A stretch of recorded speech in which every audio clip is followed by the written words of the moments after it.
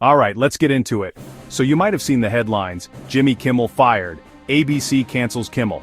But what's actually going on? Late night TV just got a major shakeup. It's messier than the clickbait. Here's what happened. On Monday night, Jimmy Kimmel opened with a monologue about the assassination of Charlie Kirk at Utah Valley University.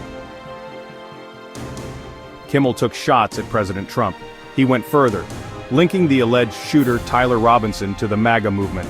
He called out hypocrisy in responses to the killing. That would have sparked controversy. But things escalated fast. The FCC chairman publicly pressured ABC to act. Within hours, big ABC station owners said they'd preempt Kimmel's show. ABC then announced Jimmy Kimmel Live would be preempted indefinitely. Basically, they pulled the plug, for now. Important, Kimmel hasn't been fired. Disney plans to talk with Kimmel about what he should say if and when he returns. He's in limbo, not out of a job but off the air with no return date. The move sent shockwaves through Hollywood and politics. Critics call it censorship. Free speech groups slammed ABC. Some politicians call this government pressure on businesses to silence voices.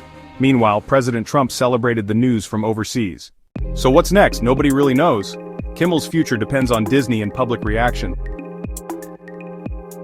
This isn't just one comedian's story, it's about political power over what we see and hear on TV. That's why it matters. It's not just celebrity drama, it's a test of free speech media independence, whether late-night TV can survive when every joke could be your last. Let's back up to what started this whole thing. Charlie Kirk was a prominent conservative activist and founder of Turning Point USA. He was speaking at Utah Valley University when the shooting happened.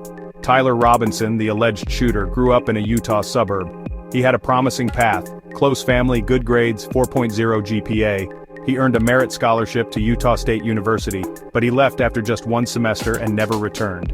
In high school, Robinson and his family were die-hard Trump supporters, but former classmates say his views changed over time. He became an electrician, and co-workers say he wasn't fond of Trump or Kirk. Authorities are still investigating what led Robinson to that rooftop.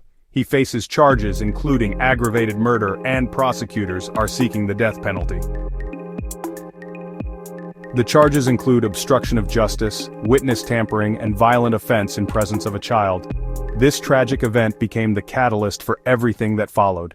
So when Kimmel addressed this tragedy in his Monday monologue, he didn't hold back. He suggested Robinson was aligned with the MAGA movement. He called out what he saw as political hypocrisy in the responses.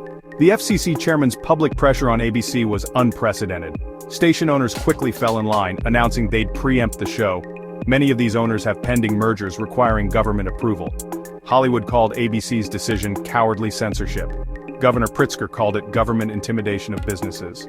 Free speech groups immediately condemned the suspension. Trump celebrated from the UK, posting congratulations to ABC for having courage. He was on a state visit when the news broke. His supporters saw this as a major victory against liberal media. This isn't just about one show or one comedian, it's about whether government pressure can silence critical voices. The precedent this sets could affect all media, not just late-night TV. Comedians are watching closely. If Kimmel can be silenced, who's next? Viewers are left wondering what they're not being allowed to see. So, what do you think? Is this censorship, or was ABC right? Let me know in the comments. I'll be reading. Thanks for watching. I'll catch you next time.